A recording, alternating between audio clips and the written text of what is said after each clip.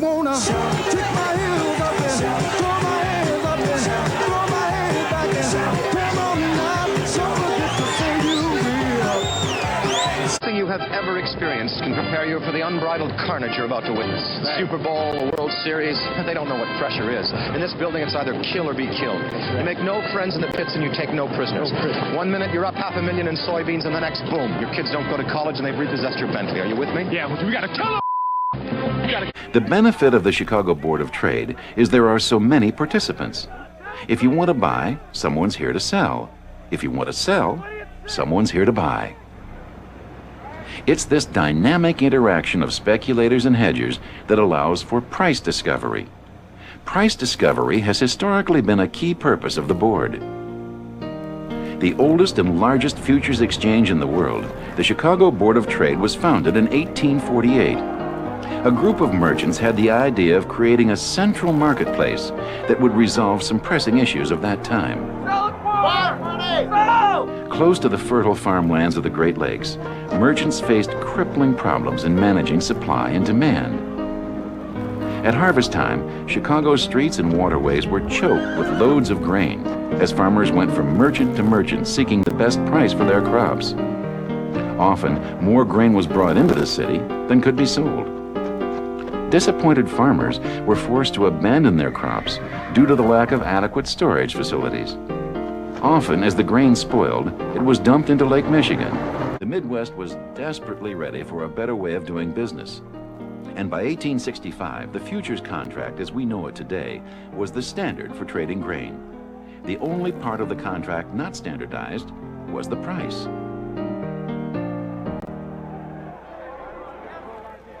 What evolved was a process called open outcry.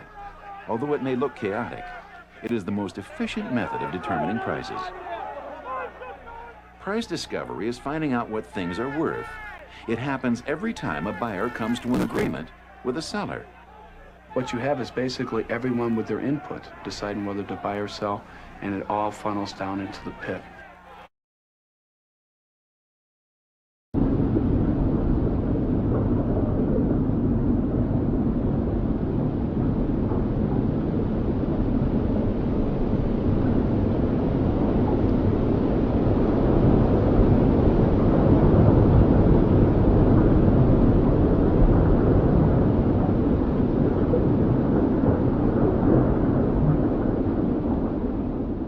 When the trading occurred on the trading floor in the option pit, as you're looking at here, they would quickly communicate, yell, scream over to the futures pit to hedge the trade that was occurring.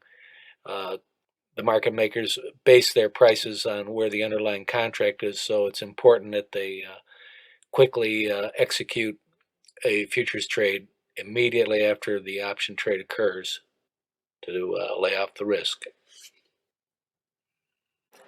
Typically, the underlying futures contract traded here. The pit was larger, reflecting the amount of necessary liquidity provided by the market makers and the brokers handling the order execution. The option pits were a little smaller and were located near the underlying futures pit.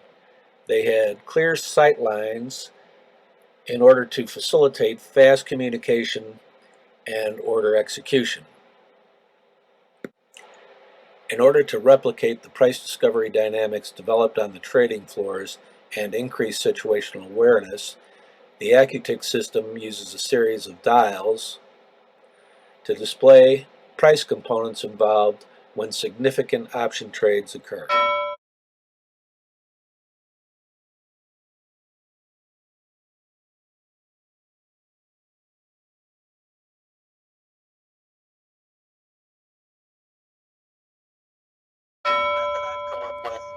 Replicates this.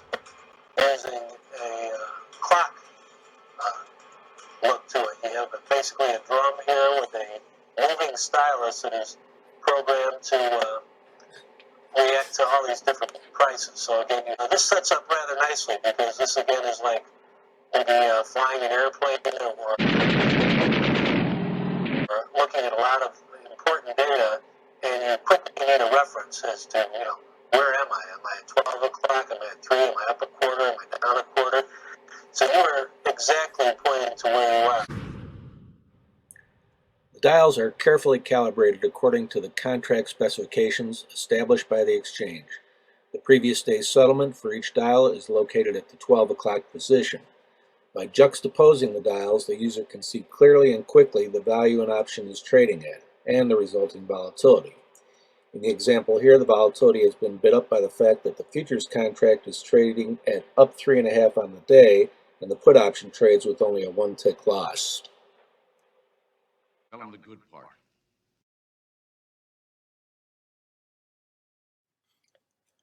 Juxtaposing the dials as shown here allows you to quickly see the price components involved in an option trade and the resulting volatility. Note that call options are positively correlated with the underlying futures contract. In the top example, the futures contract is trading with a 1-tick gain.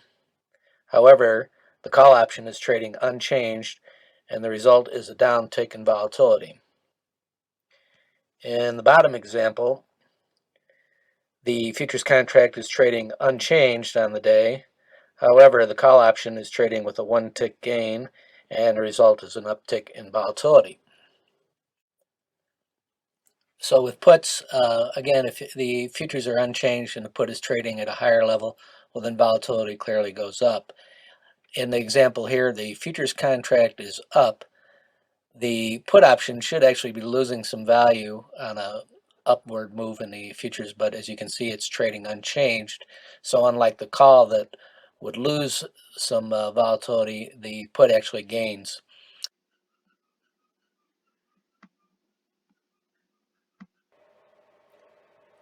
So here's how the alerts would work.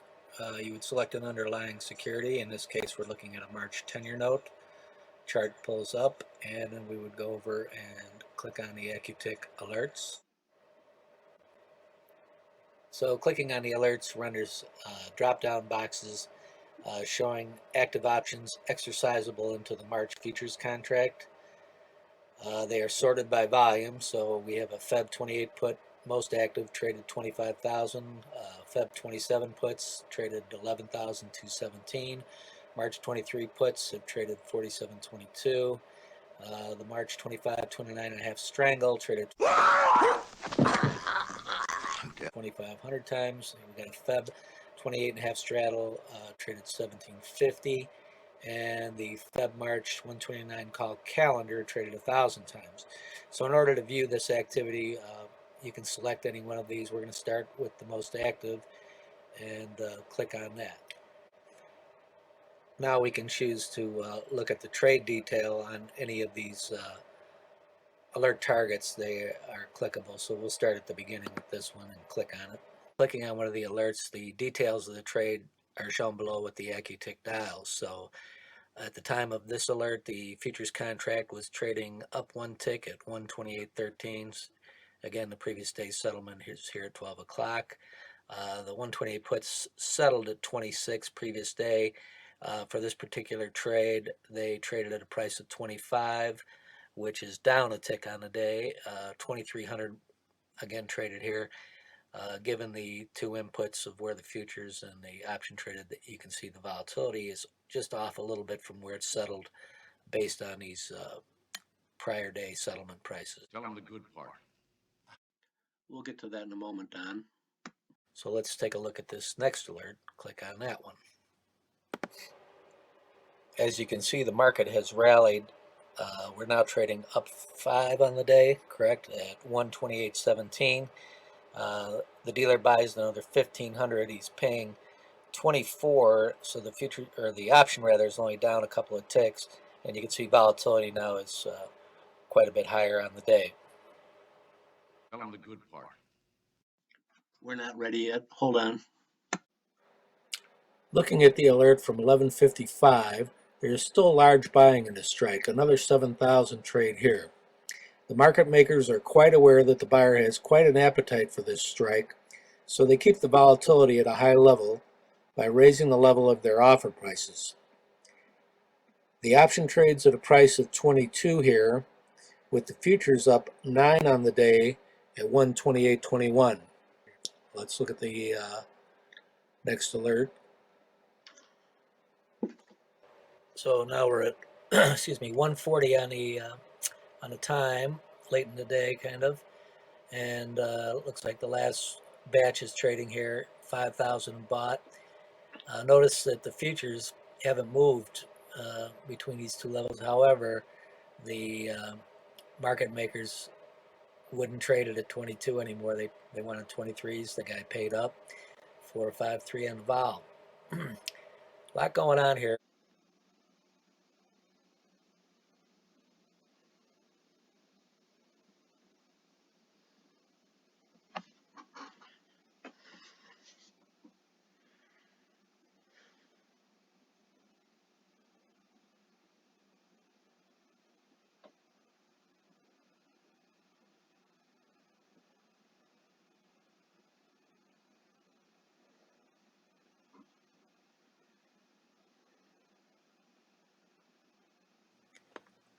Looking at the last two trades from the market maker's point of view, selling the option at a volatility level of 4.53 on 100 contracts is $1,562.50 more profitable than selling a volatility level of 4.41.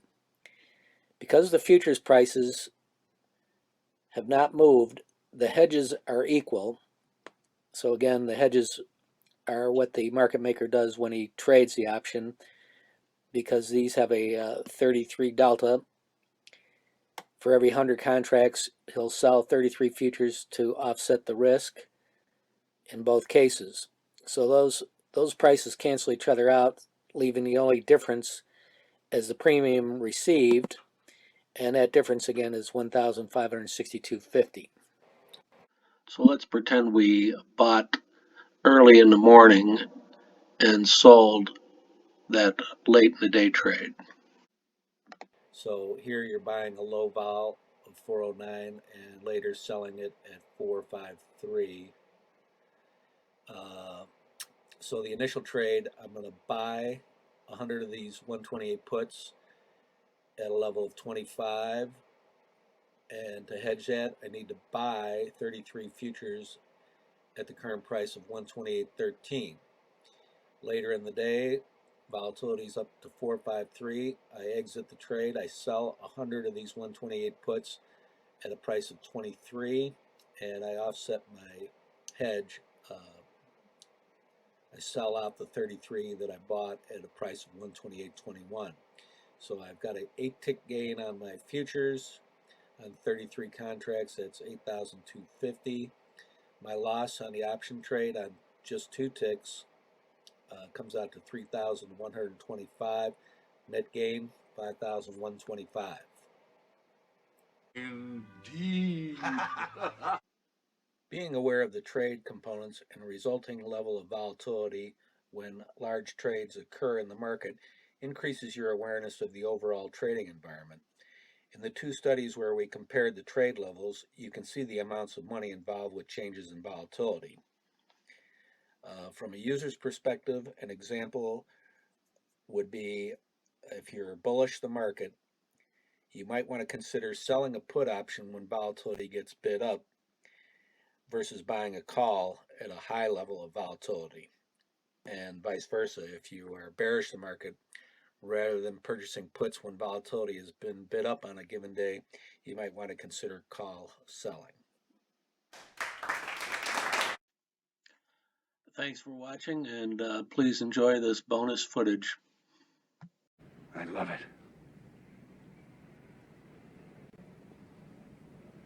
God help me, I do love it so. 100?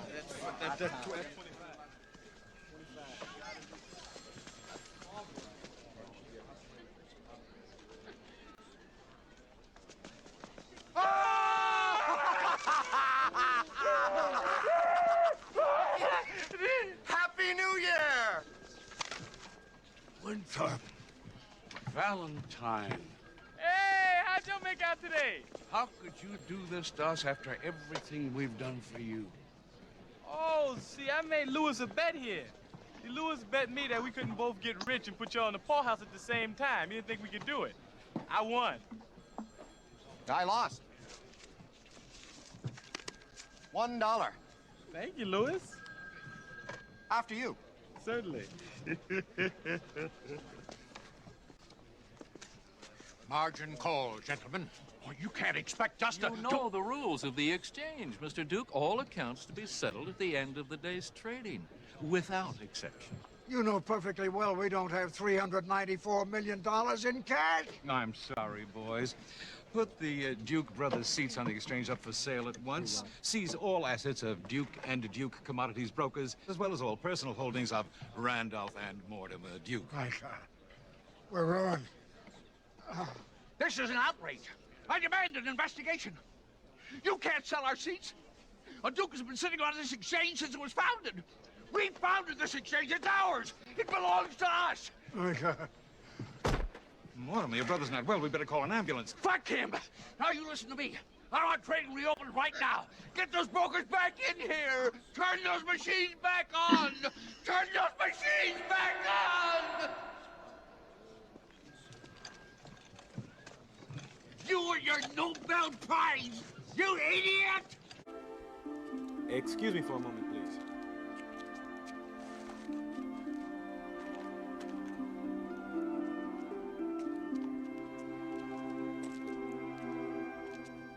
What did you give him? Oh, I just gave him some pocket change.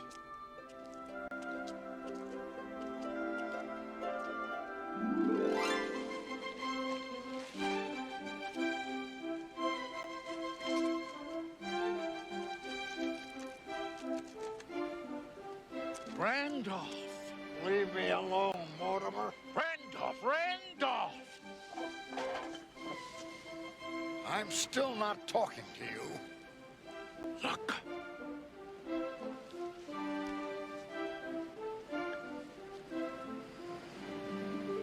Mortimer, we're back.